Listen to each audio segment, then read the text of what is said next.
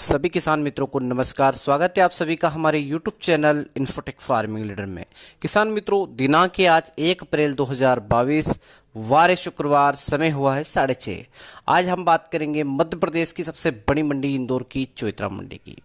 इंदौर की चोइथरा मंडी में तीनों जिंसों की कितनी आवक देखने को मिली है, दिन भर में कितनी उठापटक देखने को मिली है, क्या रेट निकल कर आया है तीनों जिंसों का, इन तीनों विषयों में हम चर्चा करेंगे। साथ ही साथ नेफेड कंपनी प्याज खरीद रही है और स्टॉक कर रही है या नहीं, या चालू होने वाली है खरीदना, इन सभी विषयों को हम लेकर चर्चा करेंगे। साथ ही साथ गेहूं का जो एक्सपोर्ट होगा मध्य प्रदेश से कितना होगा।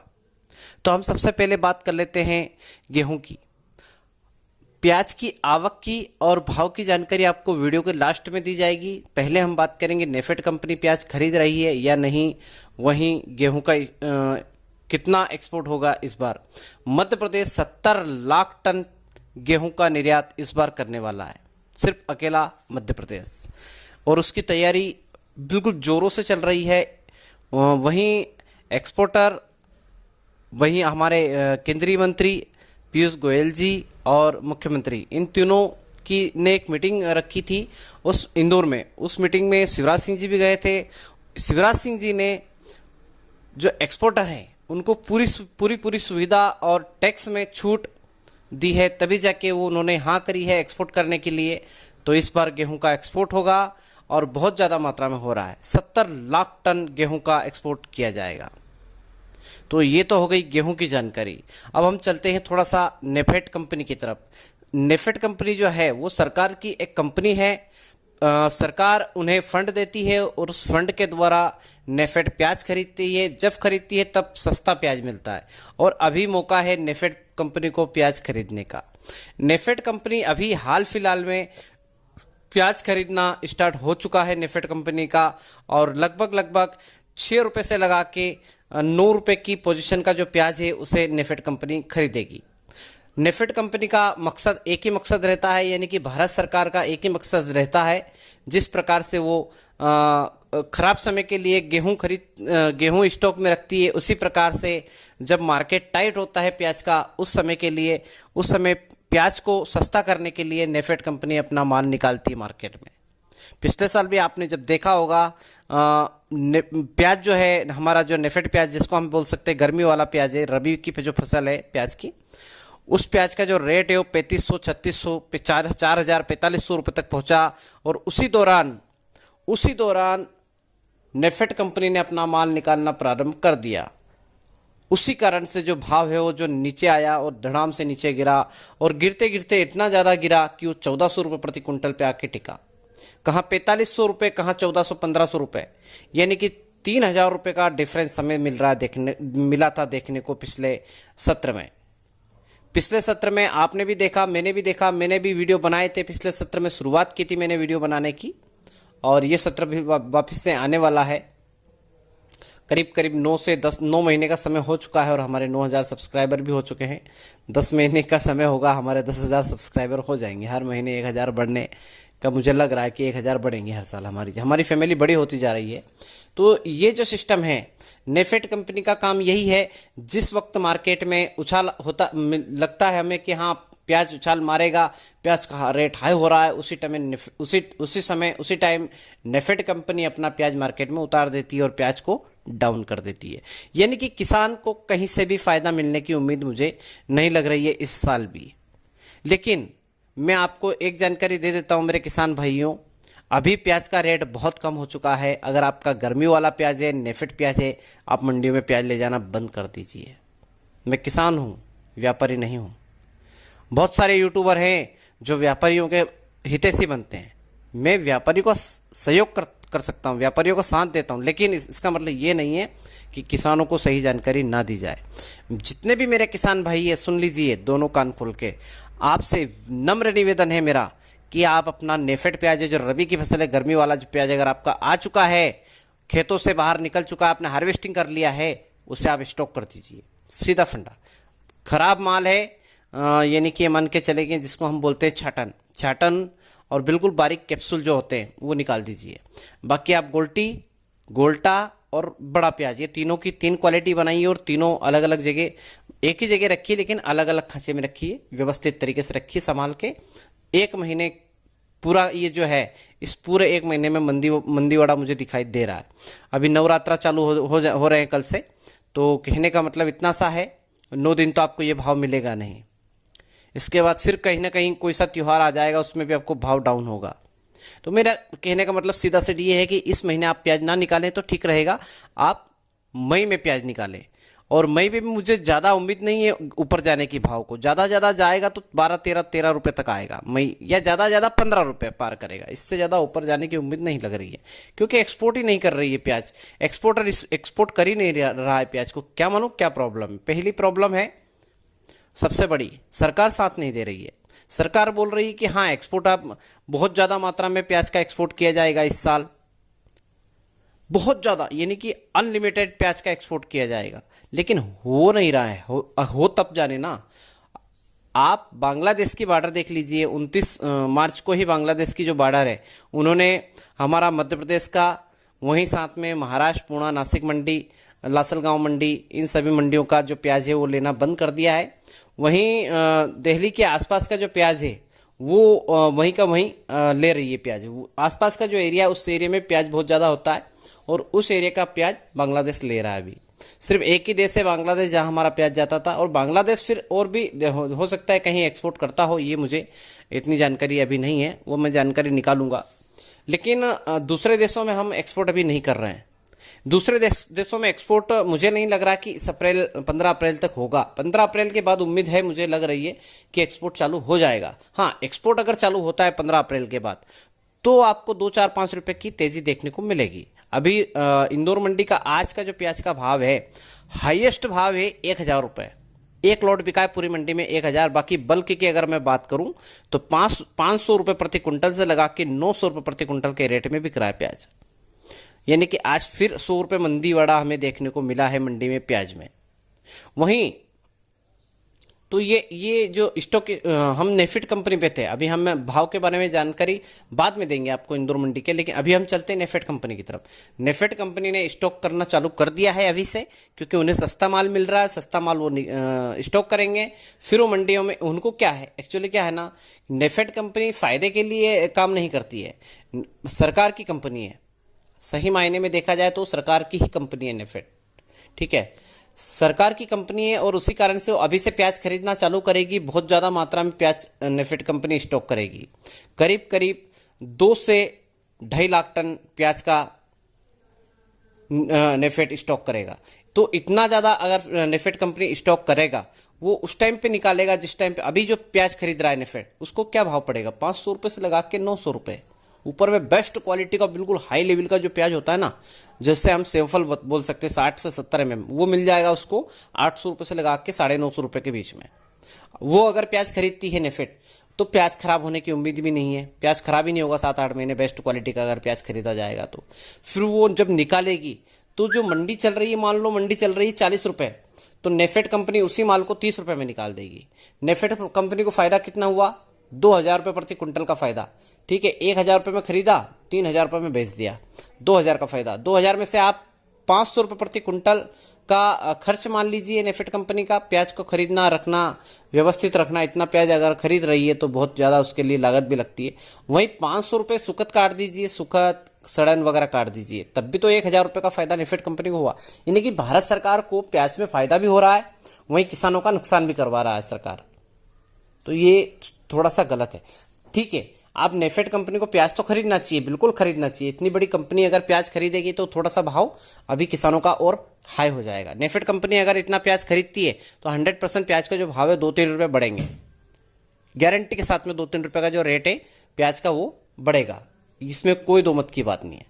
और जैसे ही एक्सपोर्ट होगा प्याज 15 अप्रैल के बाद होने की उम्मीद है, फिर से 2-3 रुपये का रेट बढ़ेगा। तो अभी जहां 9, 9.5 रुपये, 10 रुपये है, अगर 5-6 रुपये बढ़ते हैं तो 15-16 रुपये तक आ जाएगा प्याज 15 अप्रैल के बाद में। अगर इस रेट में अगर हमारी गोल्टी और छाटन और गोल्टा बिकता है तो ठीक ठाक है।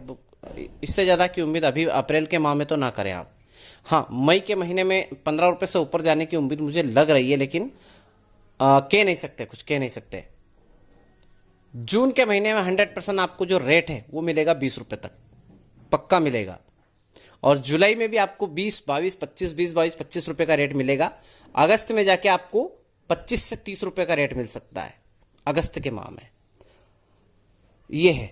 और इस बार प्याज का जो प्रोडक्शन है वो पिछले साल की तुलना में, मैं अभी इतने दिनों से बता रहा था आपको 10% घटा हुआ है, लेकिन मैं फिर बता रहा हूँ आपको 20% घटा की मुझे उम्मीद लग रही, क्योंकि मेरे खुद के, मैं जहाँ मेरा प्लेस है, मैं खुद अपने प्लेस से देख रहा हूँ, मेरे खुद के खेतों को देख के बता रहा हूँ, आंकड़ा बता रहा हूँ को 20% घटा है पिछले साल की तुलना में प्रोडक्शन में। रकबा 25% ज़्यादा था, लेकिन प्रोडक्शन 20% कम होगा इस बार पिछले साल की तुलना में। तो एक चीज़ ये भी है, अगर प्रोडक्शन कम है, पहली चीज़ तो प्रोडक्शन कम, दूसरी चीज़ प्याज बहुत ज़्यादा मात्रा में खराब होने वाला है इस बार। क्यों कि थ्रिप्स का अटैक बहुत ज़्यादा था, तो इंसेक्टिसाइड और फंगिसाइड का उपयोग ज़्यादा हुआ, और इन चीज़ों का ज़्यादा उपयोग हुआ, मतलब प्याज खराब होने के चांसेस ज़्यादा है। ठीक है, तो प्याज का सड़न गलन होगा, प्याज जल्दी जल्दी खपत होगा, और प्याज का एक्सपोर्ट भी बहुत ज़्यादा मात्रा में होगा इस साल। तो 100% आपको उधर जून, जुलाई, अगस्त सितंबर में प्याज का जो रेट है वो बहुत अच्छा मिल सकता है। एक उम्मीद लग रही है कि आपको प्याज का जो रेट है वो बहुत ज़्यादा हाई रेट मिल सकता है। उस टाइम पे 30 से 40 रुपये भी हो सकता है, इसमें कोई दो मत की बात नहीं है। तो ये थी, गेहूं का एक्सपोर्ट हो रहा है, प्याज का भी होगा, 100% होगा। लहसुन का एक्सपोर्ट भी चालू होने वाला है, अभी उसमें कितना समय लगेगा और इसके बारे में कुछ जानकारी नहीं बता सकते। हाँ, एक चीज़ और बता रहा था मैं आपको कि इसके लिए स्पेशल वीडियो बनाऊंगा आपको कि आपको कौन से महीने में कितना रेट मिलेगा, कौन से महीने में क्या रेट मिलने की उम्मीद है आपको। अप्रैल तो ठीक है, 15 अप्रैल के बाद हम ये आपको बता पाएंगे। अभी 15 रोज तो हम कुछ नहीं कह पाएंगे आपको कौन से महीने में क्या रेट मिलेगा। अभी हम सिर्फ हमारे मन से और हमारे इंदौर मंडी के जो बड़े व्यापारी हैं उनके द्वारा बस ये छोटी मोटी ये मान के चलें, आपकी बिल्कुल अंडरग्राउंड जो रिपोर्ट है वो नहीं है, ये एक नॉर्मल रिपोर्ट है। बिल्कुल ये मान के चलें कि एक हमारी जो सोच है उस सोच के हिसाब से हम आपको भाव अभी बता रहे हैं कि वहाँ तक पहुँच सकता है। लेकिन जो वाकई में जो रिपोर्ट है, रिपोर्ट ऐसे ही नहीं मिलती है। रिपोर्ट तो करीब 15 रोज तो हमको लगेंगे ही लगेंगे रिपोर्ट को निकालने में। एग्जैक्ट रिपोर्ट 15 से 20 रोज हम लगेंगे, हम निकाल लेंगे कि किस महीने में क्या रेट मिलने वाला है प्याज का, वो कितना एक्सपोर्ट होने वाला है इस साल। ये 15 से 20 रोज में सब पता चल जाएगा। लहसुन का एक जानकारी मैं आपको दे देता हूँ आज। लहसुन ऊटी जो है वो डाउन हुआ है थोड़ा सा, वहीं जीटू वो भी डाउन हुआ है, दिखा है हमें डाउन होता हुआ, लेकिन देसी 1000 रुपये टाइट हुआ है। ठीक है, देसी का जो रेट है वो 1000 रुपये टाइट हुआ इंदौर की चौइत्रा मंडी में लहसुन का। तो शुरू कर लेते हैं इंदौर की चौइत्रा मंडी की तरफ रुक कर लेते हैं और देख लेते हैं सबसे पहले आज की आवक। लहसुन की अगर आवक की बात करूं तो 30,000 कट्टे, प्याज की अगर आवक की बात करूं 35,000 कट्टे, आलू की अगर आवक की बात करूं तो 20 से 22,000 कट्टे। आलू के अगर भाव की अगर बात करूं तो जो लाल आलू है उसका रेट है 800 से 1200। ज्योति जो आलू है उसका रेट है 1000 से 1300, ऊपर में लास्ट पोजीशन टॉप क्वालिटी का ज्योति है वो 1400 रुपये। वहीं सोना चिप्स का आज का जो रेट है उसका रेट है 1500 रुपये, हाईएस्ट रेट। वहीं पोखरा जो सुपर 6 850 और गुल्ला बिक रहा है 750 रुपये तक। तो ये तो आलू का रेट हो गया। अब बात कर लेते हैं प्याज की। प्याज का जो आज का रेट निकल कर आया है 500 रुपये से लगा के 900 रुपये तक बल्क में बिका है। वहीं इक्का दुक्का लाट 900 रुपये से लगा के 1000 रुपये तक, इक्का दुक्का लाट, ज़्यादा नहीं। अब हम चलते हैं लहसुन की तरफ। देसी लहसुन 100 रुपये प्रति कुंटल से लगा के 1500 रुपये प्रति कुंटल तक जो खराब क्वालिटी की लहसुन आ रही है, यानी कि 50 से 60% लहसुन इसी रेट में बिक रही है। 20% जो लहसुन है वो 1500 रुपये से लगा के 3000 रुपये तक। वहीं 20% जो लहसुन बची है वो बिक रही है 3000 से लगा के 4000 तक, देसी लहसुन। ठीक है, अब बात आती है जीटू की। तो 3000 से 4000 का जीटू का रेट है आज का।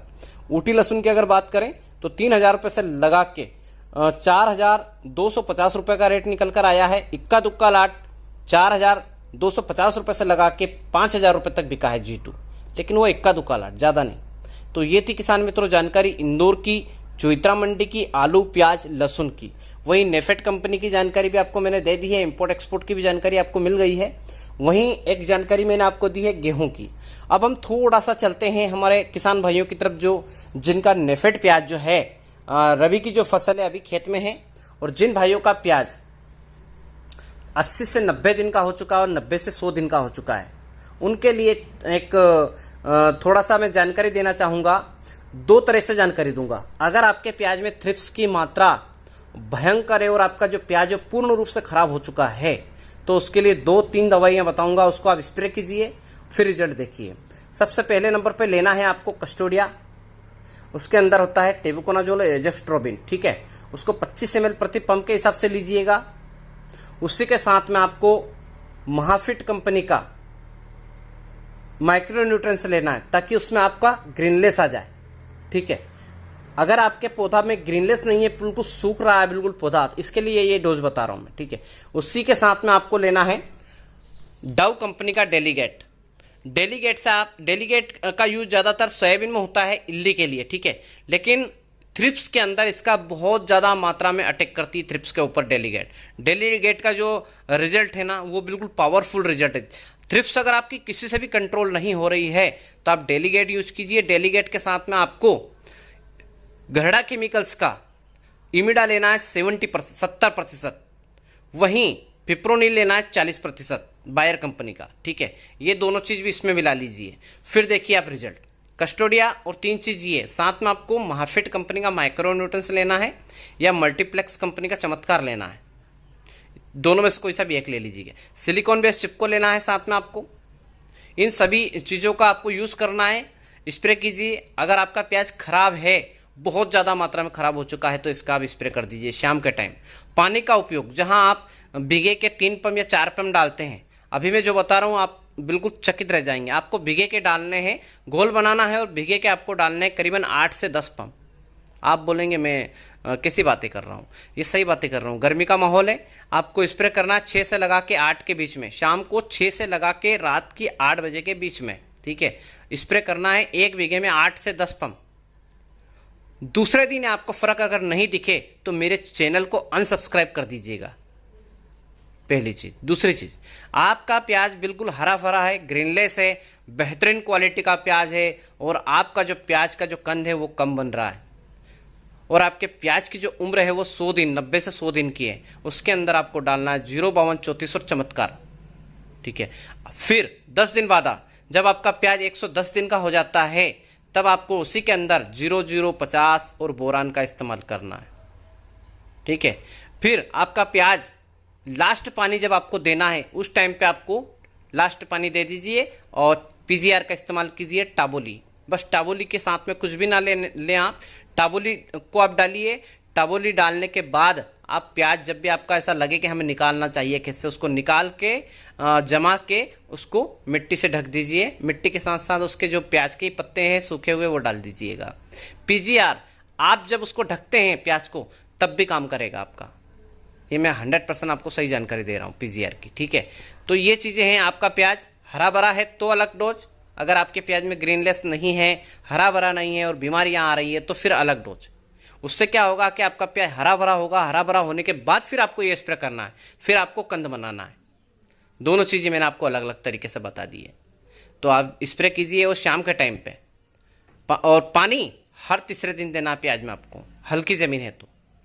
यानी कि आपका पानी अगर सरी में आप छोड़ रहे हैं, यानी क्यारी में, और वो भग रहा है, समतल जमीन नहीं है और भगने वाली जमीन है, पानी भगता हुआ है, तो तीसरे दिन चौथे दिन पानी दीजिए। अगर समतल जमीन है तो हर 6 दिन में पानी दे दीजिए आप, क्योंकि ये गर्मी का टाइम है, इसमें आप 6 दिन 7 दिन 6 दिन 7 दिन में पानी दीजिए। अगर आपकी ज़मीन अच्छी है, मजबूत है, बढ़िया उपजाऊ ज़मीन है, तो आप 6 दिन, ज़्यादा ज़्यादा 7 दिन, और लास्ट दिन की अगर मैं बात करूँ तो 10 दिन तक ज़मीन झेल सकती है, अगर बेस्ट क्वालिटी की भारी ज़मीन है तो। इसके बाद प्याजी सूख जाएंगे आपके 10 दिन के बाद अगर पानी छोड़ेंगे तो, ठीक है। तो ये जानकारी है। अगर मेरे किसान भाइयों, मेरे अन्नदाताओं, मेरे किसान मित्रों, अगर आपको यह वीडियो अच्छा लगा हो तो इस वीडियो को ज़्यादा से ज़्यादा मेरे और भी किसान भाइयों तक शेयर कर दीजिएगा। व्हाट्सएप के माध्यम से, फेसबुक के माध्यम से इसको शेयर कीजिए, ज़्यादा से ज़्यादा शेयर कीजिए, ताकि मेरे हर भाई तक ये वीडियो पहुँच सके। वीडियो को लाइक और कमेंट कर दीजिएगा। कमेंट अगर आप कमेंट कीजिए, तुरंत मैं जवाब दूंगा उसको। आपने देखा होगा, आपने कल जितने भाइयों ने कमेंट किया है, आज भी कमेंट जितने भाइयों ने किया, उसका तुरंत जवाब दे रहा हूँ मैं। किसी भाई का अगर छूट जाता है तो उससे सॉरी, माफ़ी मांग लेता हूँ उनसे, ठीक है। अगर आपको यह वीडियो अच्छा लगा हो तो चैनल को सब्सक्राइब करके लाल कलर की घंटी का बटन दबा लीजिएगा और ऑल पे सिलेक्ट कर लीजिएगा, ताकि जो हमारे आने वाले वीडियो उनके नोटिफिकेशन आप तक समय से पहुंच सके। कल मंडियां, जितनी भी मंडियां, सभी मंडियों का अवकाश रहेगा। भारत की तमाम मंडियों का कल अवकाश है, ठीक। परसों भी बहुत सारी मंडियों का अवकाश है। और आज है 1 अप्रैल, कल 2 अप्रैल को मंडियां बंद रहेगी, 3 अप्रैल को भी मंडियां बंद रहेगी, 4 अप्रैल को भारत की 80% मंडियां चालू हो जाएगी, 20% मंडियां बंद रहेगी 4 अप्रैल को भी। 4 अप्रैल को भी 20 यानी कि 20% मंडियां बंद रहेगी, 5 तारीख को चालू होगी। अगर 100% अगर मैं बात करूं कि 100% मंडियां चालू कब होगी, तो वो 5 अप्रैल को होगी। ठीक है, ठीक है। सभी किसान मित्रों का धन्यवाद। जय जवान, जय किसान, जय हिंद, जय भारत। वीडियो थोड़ा सा लंबा हो गया, उसके लिए माफ, सॉरी।